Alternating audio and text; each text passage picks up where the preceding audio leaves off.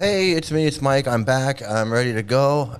Welcome back. Let's see. Hey, it's Pause. Hey, how you doing, man? Good to see you here. Whoa, what's happening there? Let's get this fixed. Let's get this fixed right away. There we go. All right. Pause. Good to see you. Hope everything's good. Fake human. Hey, good to see you in here. We got Rafael. Good to see you in here, man. And Jolynn. Good to see you. Hey, so I got a lot of stuff I want to talk to you. Welcome back. For all you new people out there, my name is Mike. I was in the Hare Krishnas for 20 years. I've been studying it for about 34 years now. 20 of it went in it, and for the last 14 years out of it. So I've been around. So welcome to the show. We're going to watch some videos. I'm going to explain some cult stuff, some Krishna stuff. We're going to have a lot of fun, and we're going to take a look at some scammer gurus and some dreamer gurus and all kinds of stuff, and we're going to check it out. So I'm going to get right to it. We're going to get right to the opening, and here we go.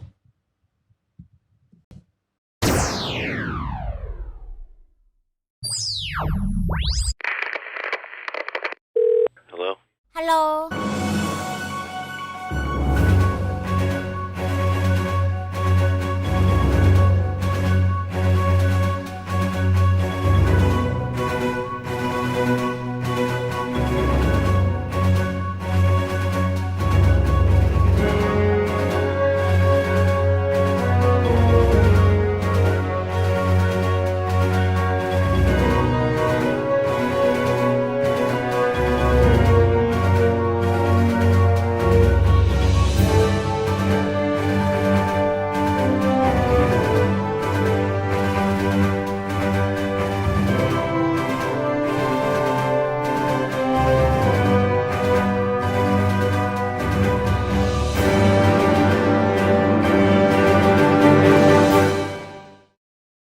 All right. So, yeah, thanks for sticking that out. What do we got? Contentment, John. Good afternoon. Good evening. It's evening for me, but good afternoon wherever you are. Running after that kiwi. Absolutely. So, I've been away for about a week because my daughter's in town, and I've just been hanging out with her and her friends, and we've just been going here and there. Today we went to the island.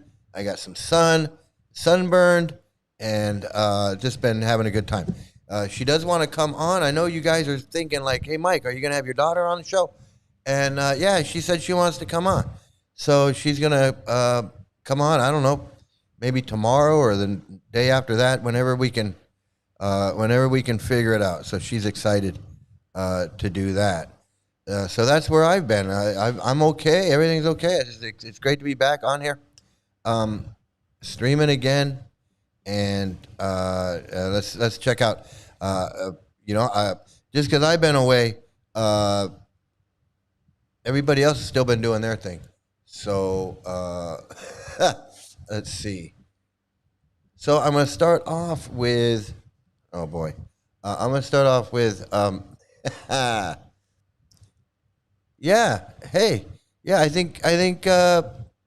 Maybe she'll get a little justice when she comes on. Maybe she can. You can ask her stuff, and she can answer if she wants to. I guess that's how it works. But yeah, it's gonna be fun. I'm looking forward to it. I really am. I'm really honest. Honest. I'm looking forward to it. Hey, Jenna Moore. Yeah, thanks. Yeah, I'm doing great. I've been doing great. Just been enjoying a few days with my daughter and her friends. She's got some friends came with her, and we just been enjoying the family reunion. Family reunion. So it's been a lot of fun. Last couple of days, last week, it's been great, and I just been just too tired after a whole day of running around. And I've just been too tired to do anything, and then get up and do it again the next day. But right now, I do have knitting cult lady, and she's got some things to talk about exit costs, and so I wanted to show this and talk a little bit about it. It's kind of long, but I'm not gonna. You know me, I don't watch it. I don't. My attention span. I got to do the talking. I can't let her talk too much. Uh, uh, so yeah, Contentment John, man, good to see you here with the flag. I don't know which flag that is, Norway or Scotland or something. Um, so this is really good. This is Knitting Call Lady talking about the financial exit costs. Here we go.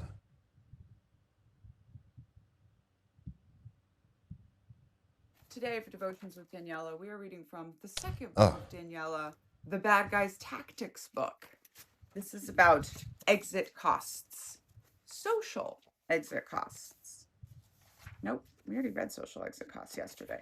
This is about financial exit costs, because though exit costs don't always mean money, sometimes it does. Leaving a cult can trigger financial penalties, like forfeiting the assets, savings, or property you donated to the group. These traps are often invisible to outsiders, but for members, fear of losing everything they've built or having to start over from scratch is overwhelming. That's what makes financial exit costs such a powerful tool for control. They drain not just your wallet, but your hope. And when hope disappears, so does the will to leave. But these costs aren't only about assets. High control groups often make their members reliant on them for basic needs like food, housing, and even employment. In The Children of God, the cult I wrote about in my first book, my memoir, Uncultured, you lived and worked in the commune. There was no job outside to fall back on if you left. In extreme religious groups like the FLDS, the Polygamous Mormons, and the 12 tribes of Yellow Delhi stop eating their fucking sandwiches, members work for church-owned businesses, meaning their entire livelihood is tied to the institution. It's not much different from corporate setups where employees live in company housing and are locked into free meal plans. Think oil rigs and remote fracking operations, cruise ships, amusement parks, agricultural meatpacking labor camps, boarding schools, and tech companies with on-site campuses. In exchange for a place to live and all their needs being taken care of, people are likely to put up with more abuse than they would otherwise. If you want to climb the spiritual ladder in Scientology, you better bring your checkbook. Nothing in this religion comes cheap. Not enlightenment, not self-improvement, and definitely not freedom. Auditing, the church's signature form of spiritual counseling, can cost up to $800 per hour, and members are encouraged, some might say pressured, to buy in bulk. So let me just say, I just want to say, when I was a Hare Krishna, so I had a job. I always had a job. I was working, but I do have to say that I was spending a lot of money on Krishna stuff. So it was like beads, bead bags, dhotis, kurtas, Prabhupada's books, Prabhupada's lectures, Prabhupada's videos, Prabhupada's, whatever it was that they had, the latest edition of whatever book that was coming out. I had to buy that. I had to buy the collection of this and that. And then, the trips to India, and then spending money on devotional things in India. And like I said before, it's like this closed economy where there's these businesses and different things that are tied to Hare Krishna and ISKCON, and you spending money within this ecosystem. Everybody's either buying the videos, buying the cassette tapes, buying this, buying things from the gift shop, spending money at the restaurant. I mean, so much of my money was being spent at the temple and the restaurant and the gift shop and going to India and then spending money at the temple there and doing devotional things. It was just sucking up all my money. It really was. And then the other thing I don't understand, one thing that I didn't understand. This is another issue, but a lot of these old time devotees that supposedly were giving up everything and just going for distributing books or living in the ashram or living in India, doing whatever, and then they when they left or they became fringe devotees, they somehow were able to like start a business, open a business, or go to school, go to Harvard, go to Berkeley, go to USC. And I couldn't understand that, because even when I was working at American Express, and I had to pay my rent and my bills and everything, and then what little money I had left over from that was put right back into this ISKCON economy, where I was buying whatever from the temple, from the gift shop, from Swavas, from Nishringananda, from wherever. I don't even want to think about it. I really don't want to dwell on. I can't. It was too much money, and too much time and energy and all of that. Yo, hey AJ, good to see you here. Long time. Yeah, I'm back. I didn't really go anywhere. I just kind of shuttered for a few days. So the financial dealings with cults. And from what I know where there were a lot of devotees that I knew that they weren't, well, like me. I wasn't giving up my job to be a devotee. I liked my job, but then my money was going into all these other things. But there were a lot of devotees that they weren't turning over their houses. They weren't signing over their house. They had a house. There was this devotee couple that lived, couples that lived near the temple that had really nice houses, and they weren't signing that shit over. That was they were not, and I wouldn't either. Hey, good to see you too. I wasn't. Now, I was willing to go to India, and then a few times I got asked to stay in India and work on an ashram doing some kind of computer work or video work, and I was tempted to do that. But I think the right side of my brain, and I mean the correct side of my brain, said, no, that ain't gonna work. That ain't gonna work out. So I didn't become like Rafal, who ended up, and I'm not putting him down or anything. I'm just saying I didn't have that opportunity, nor did I really want that. But because I could have become some Swami's errand boy or errand guy or assistant or servant or whatever you want to call it, running around with his bag of his stuff and being his right hand. I mean, I was practically doing that for Yashoda. I mean, not literally that level, but I was. Yeah, I had a little break with my daughter. It was really good. Hey, I appreciate you guys coming in and supporting me. I'll tell you that. But I like what I do. I love what I'm doing. So you guys support me. I think it's great. Everybody, please like, share, and subscribe. But you support me. That's the best thing ever.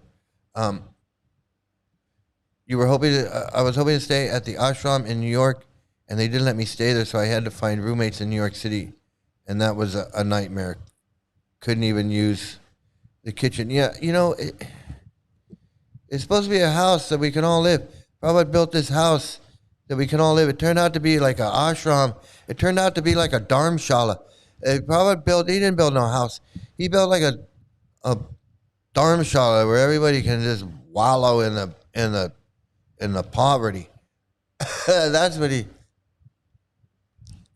I also know tons of devotees who donated homes, acres, properties, and cars, and they end up empty-handed. Yeah, I know. Some people were not even allowed in the ashram, even though they donated. Yeah, and like Nidin Colt Lady was saying, and we know because we know people. They donate their stuff, they turn everything over, and then they come to their senses, and they're not getting that shit back. they're not getting it back. Like that lady that moved her trailer from one end of Florida to the other end of Florida because Shamarani talked her into, come be with me and that's good for your kid and all that, and then now she does it. She quits her job. She moves her trailer, and now she's got to go fund me because she doesn't have any. It made no sense. Why'd you quit your job and do all that when you could have just sent Shamarani's, here's a few bucks if you wanted to do something. I mean, I don't know, it's crazy. These people, hey,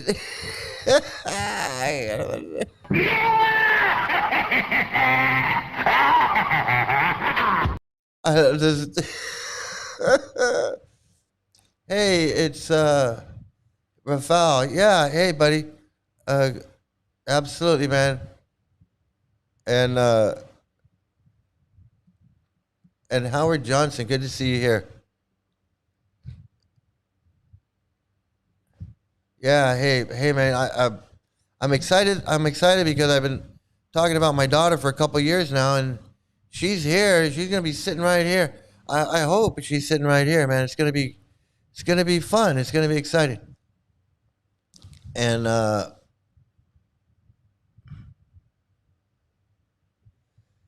gave everything to the Crooked Temple Mafia when I joined at 19.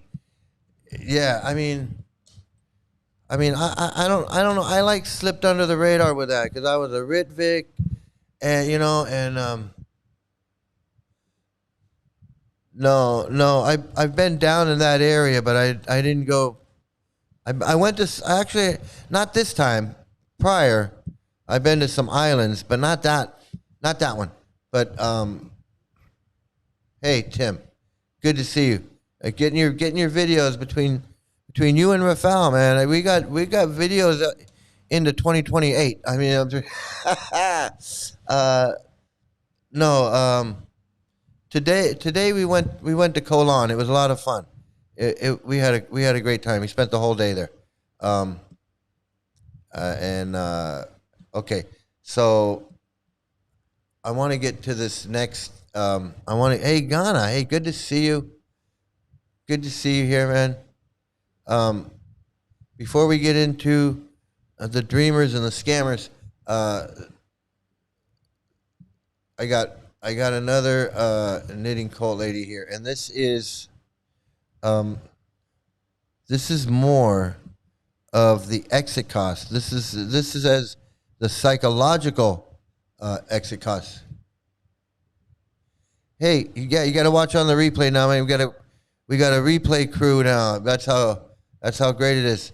I don't know. I haven't seen Eliana, but I hope she's good. I hope she's feeling better. I haven't heard from her. But I hope she logs in. I hope she's okay. I hope she's feeling better. I hope her dad's good too. So this is the psychological exit cost. The other one was the financial exit cost. Today for Devotions with Daniela, we are reading from the second book of Daniela, The Culting of America. This is about psychological exit costs of cults and high control groups. It's not always just money. Fear is foundational for maintaining control, whether it's fear of eternal damnation, failure, or the dangers of the outside world. In religious groups, members are warned that leaving means spiritual ruin or divine punishment. In AA, members often receive messaging that leaving means relapse and death. In secular groups like workplaces or MLMs, the fear of failure and the shame of quitting can act as powerful psychological shackles that keep members tethered, even when they're miserable. The intention is the same: instill the belief that leaving equals doom. Dr. Alexandra Stein emphasizes that fear is a key part of totalist control. Isolation and engulfment aren't enough. To brainwash a person so that they will do your bidding regardless of their own survival interest, the group must lock in their control of that person's emotional and cognitive life. This is the essence of totalist indoctrination. To isolation and engulfment must be added a third ingredient: threat. Any kind of threat will do, so long as the isolation and engulfment has already been established as the only safe haven. The outside world is dangerous, cruel, and meaningless without the group's protection, a paranoid worldview that is deeply internalized by the group's members. Jim Jones told his isolated followers terrifying stories about the racist, capitalist, CIA-controlled outside world that wanted to destroy them. He drilled into them that defectors would be hunted down and tortured by enemies if they ever tried to leave. They'd not only be killed, but they'd be the reason the rest of the group was slaughtered too. And and these Hare Krishnas, to this day, will use the threat of the Yamadutas. The Yamadutas are going to come and get you. Don't worry. One day, Mike and all those people, they're going to have to deal with the Yamadutas, man. The Yamadutas are going to come and get them. It's like that's real to them. That's real to them. That's the Yamadutas. Man, we gotta deal with the Yamadutas.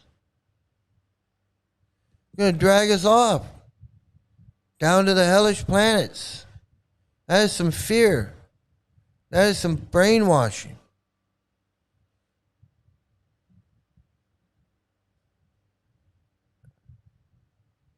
You lose your bhakti, become an operati, and then you got to deal with the Yamadutas.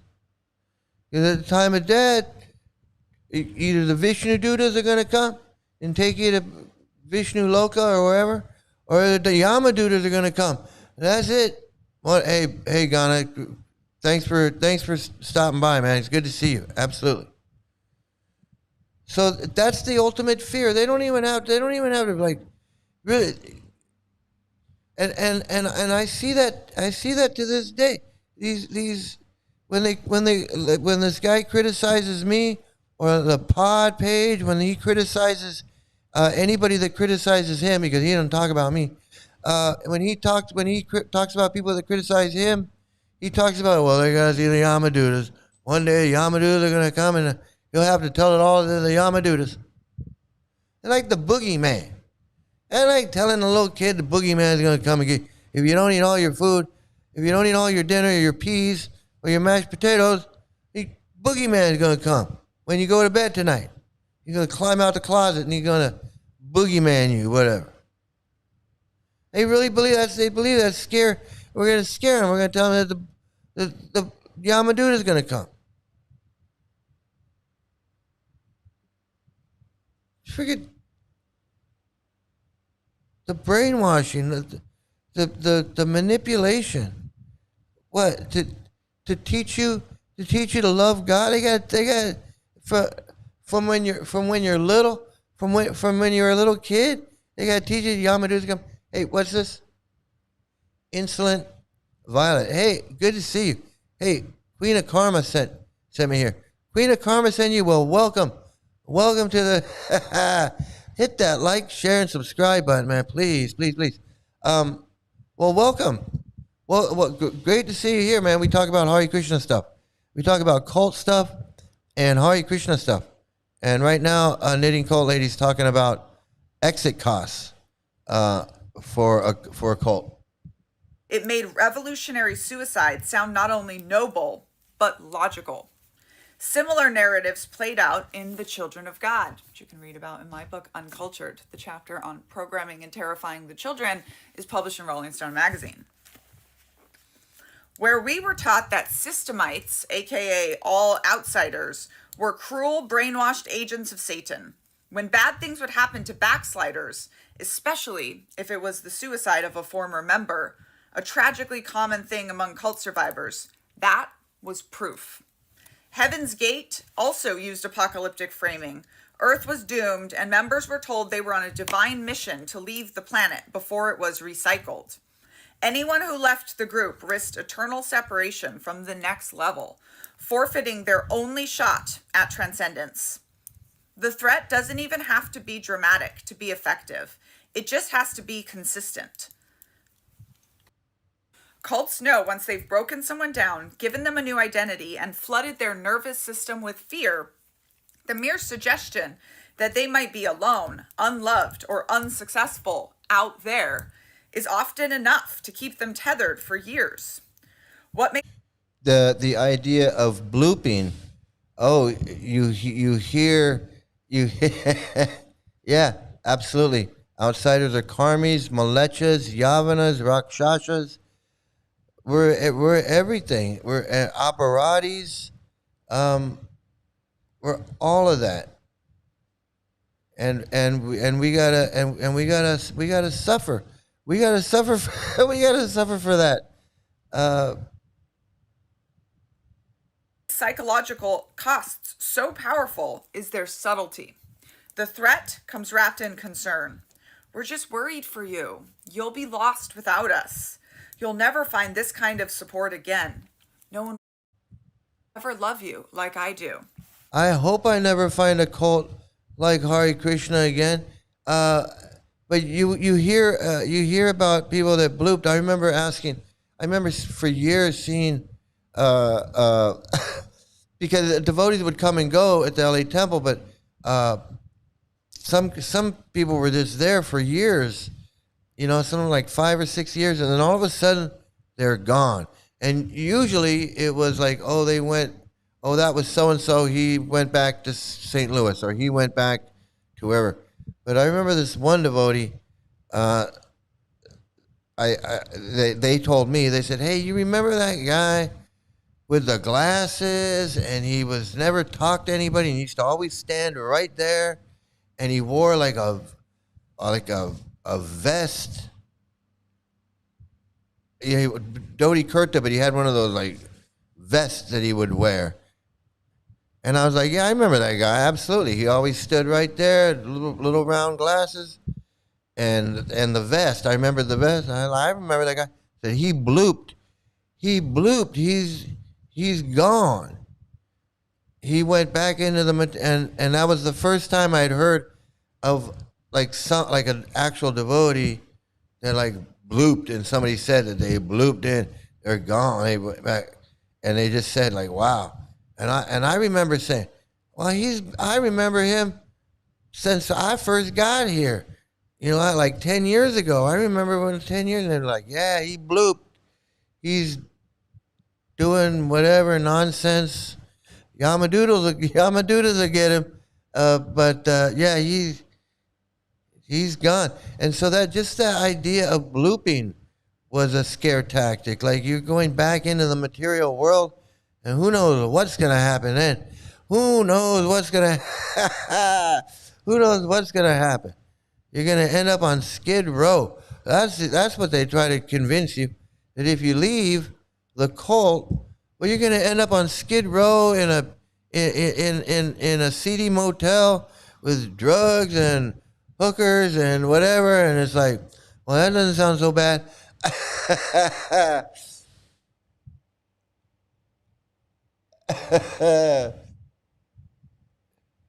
Yeah, lots of guilt tripping. Yeah, and part of it is what keeps you in, because you believe that stuff. You're believing in Yamadutas. So when you start to like have second thoughts about what they're teaching you, or any questions, or like, what about those 4 billion servants? You start, and it's like, there's always that thing, Yamadutas.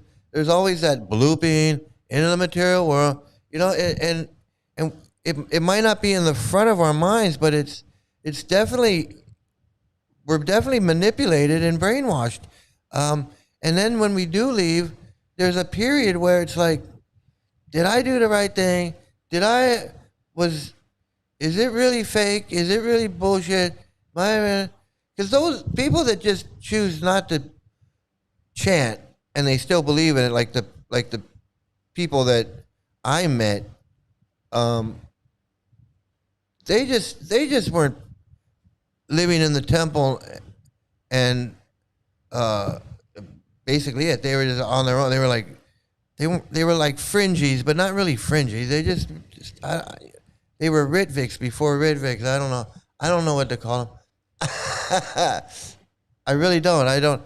I think that Iskanites think of us here as the worst than karmis. We're ex-members.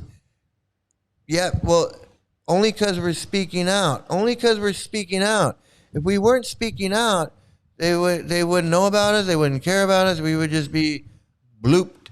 We would just be blooped.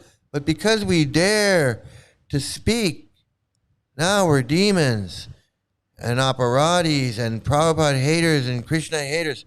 It's like that dreamer was saying that that we are a cult of people who hate God, because that's where their brains are at. That's what they. It's such a childish way of thinking. The level of cognitive abilities to think like, well, you're calling me a cult, well, then everything is a cult. And all of these gurus, they say the same thing because they don't know how to defend it. They don't know how to defend against that. Hey, Jeff, good to see you here, and they believe it. They wear on that holiest crown, and they believe it too. They believe their own bullshit. They believe they believe their own bullshit. In many groups, members communicate these threats without even realizing it. Having been manipulated themselves, they sincerely believe that they are helping by trying to keep you from leaving. Whether it's the well-meaning folk being of service in AA or that sweet old lady gently urging you to stay in the church fold, what looks like care is often control in disguise. Whoa. أنا نسمع نازحة من معسكر جباليا. إحنا طلعنا بمدرسة I don't mean to skip وأنا over your طبعاً suffering. I really don't. But And that kind of control, masked as love or concern, is the hardest to recognize and even harder to resist. Perhaps the largest psychological cost of leaving a high control environment is figuring out who you are without the group. When every aspect of your life, what you believe, how you dress, who you love, has been dictated for you, walking away means dismantling the scaffolding of your identity. and the longer that goes on, the harder it is to just walk away.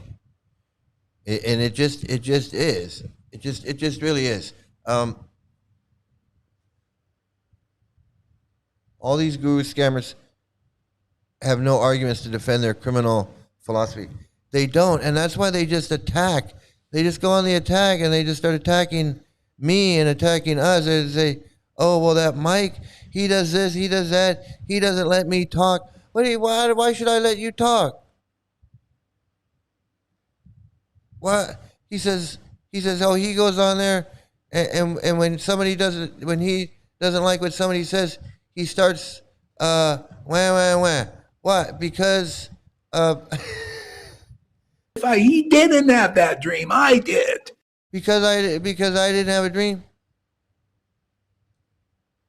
Because you had a dream, and you defend child marriage and pedophilia. I'm supposed to let you come on and say something? The fuck? Come on, dude.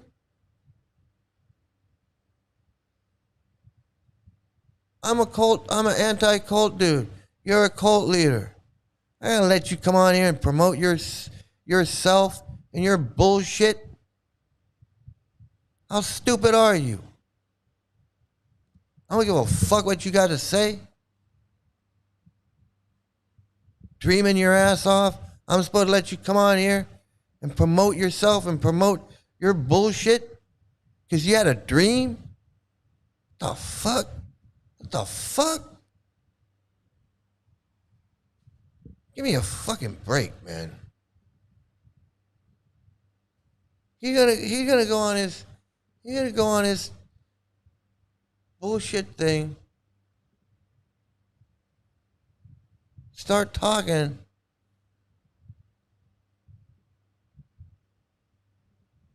Yeah. Well, to me, this is intelligent here because I give people a chance to present their case. So like this is why I choose this path. I like this path. It's logical. It's intelligent. It's clear. The fuck is logical, intelligent, and clear about anything that you got to say when you're talking about friggin' flying airplanes made of flowers and friggin' some epileptic homosexual Bengali who was running around dressed like a gopi, saying he was Krishna, Radharani and Krishna, and you're trying to talk about intelligence? The fuck? So, like, say So how for like, exactly is it logical? Tell me. it's How okay. I'll tell you how it is. Okay, that's a good question. It's logical because I'm not like Mike sitting up giving a class. No, you're not logical like me. I'm logical. You're not logical. You said it. You absolutely said it. You're right. You're not logical. You sit there and blabber on about this bullshit, and you're not even a guru. You had a goddamn dream. You're a fucking dreamer, and you're gonna sit there and try and pass yourself off as a guru to these people, pretending to be something that you're not. I'm just a dreamer, but you are just a dream. The nerve of these people, man. The nerve of these people. This guy is a fucking nut. But that guy's a nut. And he's a fucking cult nut. And he wants a big following of people. He doesn't. He's Jim Jones. He's a fucking wannabe Jim Jones. He loves it when these people are telling him how great he is and how he's this and that and how they worship him and he's as good as God to them. Tell me that's not a fucking psycho. Tell me that's not a psycho cult leader. Fucking freak, guru freak. Harming these people. Just like ISKCON gurus harming people. You're no different. Just like Shamarani and all these other people. It's the same thing. Look at this. This guy's got a fucking complex, man. I don't know. I don't know who sent this to me. It might have been Tim, might have been Jeff. I don't know who sent it to me, but I went and clicked on this thing and I ended up, I don't know how I did it, but I'm the cult guy. I got to research this shit so you don't have to. I found this. I found this shit. It says real Vaishnav disciplic line. How is he real? He ain't even in. Prabhupada, he had a dream. He ain't no real Vaishnav. Real Vaishnavs aren't initiated by a dream. He's going to say, before your very eyes, the living Bhagavat, reading and feeling the book Bhagavat. He says, look at this guy, look at this knucklehead. Thinks he's a real, that he's the living Bhagavat, book Bhagavat in the person Bhagavat. He's the person Bhagavat reading. This dude is delusional. And he's got a bunch of freaks. He's got a bunch of freaks that think he's like God. And there might only be like a handful of them now. But he's out there trying to get more and more and more. He's a fucking nut. A goddamn nut. And ever since I called him out on his bullshit and told him he's a dreamer and he ain't no guru and he's Pundraka and all he does is sit there and get the friggin' what does it say? What does this say?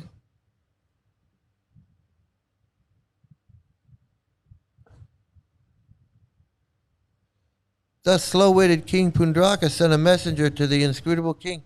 Pundraka was acting like an unintelligent child whom other children are pretending is a king. He sits there in front of all these blithering idiots. He's a blithering idiot. He's a blithering idiot sitting there being glorified by a bunch of other blithering idiots. And he's causing them to be the blithering idiots because they're just normal people, but they're reading these books and listening to him And they're fucking deluded. They're fucking deluded.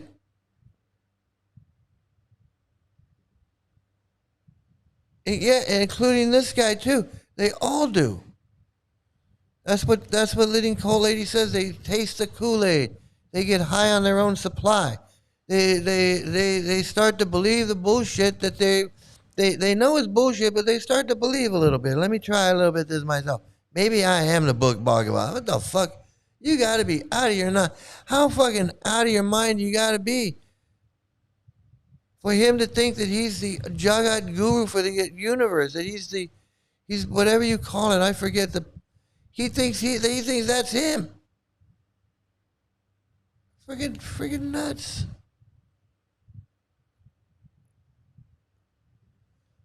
The philosophy itself is criminal. Yeah. The child marriage and the racism and the sexism, and he wants to sit there and go, no, I'm not teaching that. We're just laughing and giggling and chanting and reading from Chaitanya Charitamrita. Well, when I ask you about child marriage and pedophilia, you defend it. So how explain that to me? The philosophy itself is criminal. What is it they don't? I know. I don't. They're all morons. I don't get it. Hey, Weird Planet, good to see you, man. Good to see you. You know, like if it was just, when he was talking about, well, it's just, we're just laughing and giggling and doing ecstatic symptoms, we're doing some Rupanuga and all this stuff. Well, what does the child marriage have to do with that? What is the child marriage and the pedophilia? And why can't you just say, well, Prabhupada was wrong to have an 11-year-old wife. Prabhupada was wrong to marry that 12-year-old girl, that 19-year-old man. And Prabhupada was wrong when he said, why? Why can't you just say that?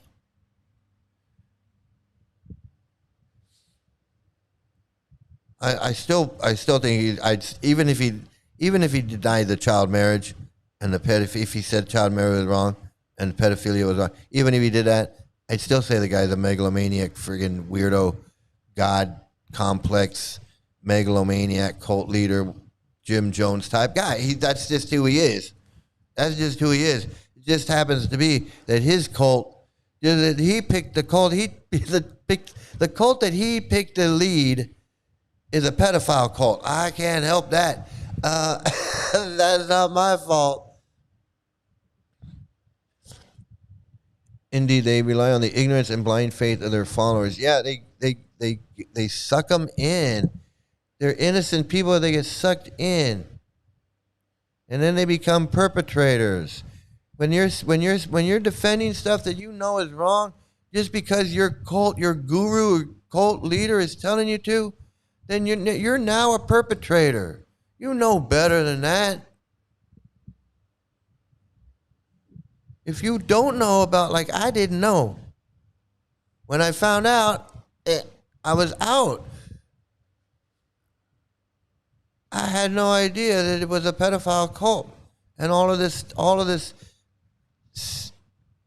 molestation in the schools and all this was all built in. I didn't realize that. I believed the bullshit. I was just like, well, molestation can happen anywhere. Child marriage can happen anywhere. Anybody, karma in the karmi world, people getting molested in the karmi world. Well, then why should I join your temple? If it's just as dangerous as the karmi world, why am I here?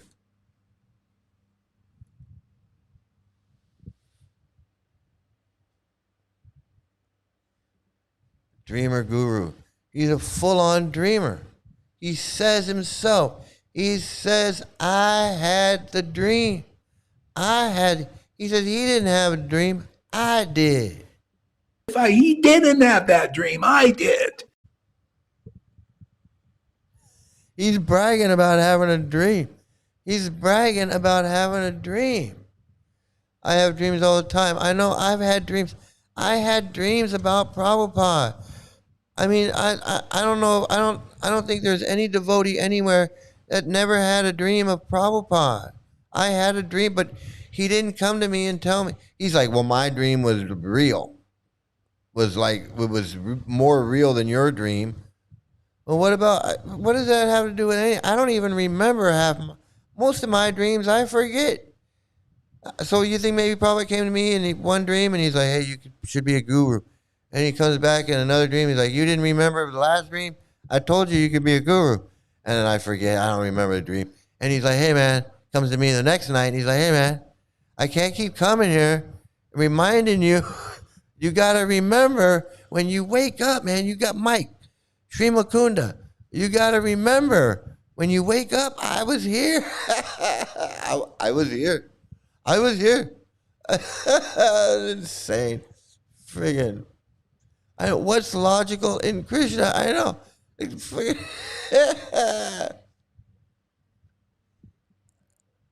Yeah, I don't want that dream. I don't want that dream because I don't want to be a gopi. I don't want to be a gopi down by the river because then it's like, no. It's a nightmare. A real line of genuine, a line of dreamers.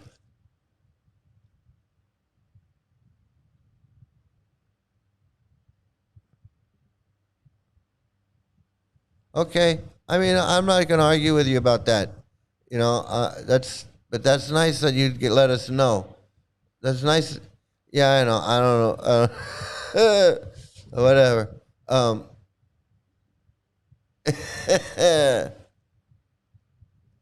Doing some poopanuga. There's a poopanuga, man. Oh yeah. I mean, I got something else I want to do before I get to him, but let's do some more. Why not? I mean, because there's our buddy Lochan's in there. Lochan's in there. And if a person has a different opinion, oh, you're wrong, you're blah, blah, blah, blah, blah. Yeah, I don't let you talk. I'm not gonna let you talk, dude. Dude, I don't respect you as a human being. I don't respect you as a human being, man. I know you don't understand that. I don't have any respect for you. Sit up here. I don't respect you, man. I don't have any respect for you. You're a piece of shit. What is it that this guy doesn't understand? Over here. And this guy down here, over there. This child marriage, and this guy, he can't hear anything that's going on. The guy's deaf, which is kind of cool because now he doesn't have to listen. He can just nod his head and go, yeah, okay. He doesn't have to listen to this fuck. Lochan, I think, is calling them out on their bullshit. I don't know. That to me is not that's less intelligent. Less intelligent? Dude, you wish I was less intelligent. You don't even know you're in a cult. You don't even know you're a cult leader. You don't even know how stupid you are when you say that you're a dreamer. He didn't have that dream. I did.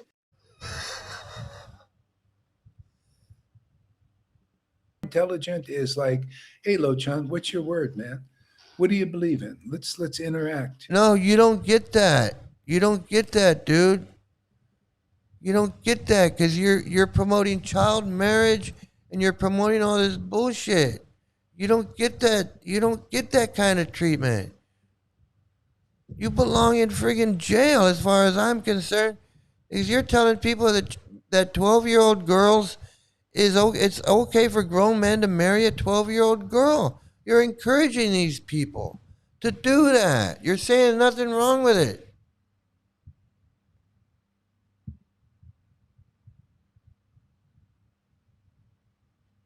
You have no problem telling your people, your followers, that that's fine. It's Vedic. It's okay. These people don't know what they're talking about. They hate God.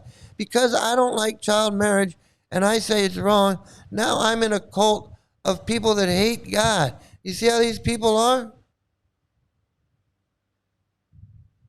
He won't address anything Knitting Cult Lady has to say about cults and cult leaders and transcendent message and exploitation of labor and charismatic leader and us versus them mentality and the sacred assumption and the transcendent mission. He doesn't want to talk about any of those things. He doesn't want to talk about that because he knows he's full of shit. He wants to talk about Yamadutas.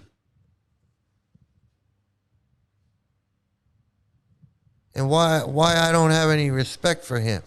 I don't respect him, fucking piece of shit. I don't respect him. Respect him for nothing.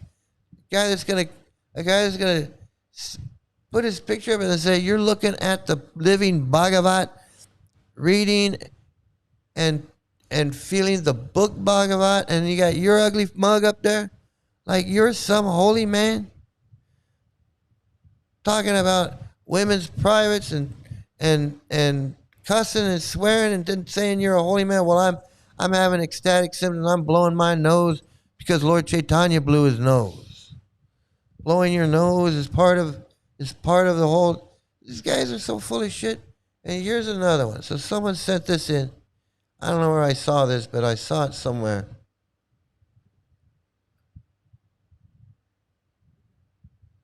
Let me see. Here's another one. I mean, if according to the dreamer, right? According to Dreamer Pod, she's a guru too. She says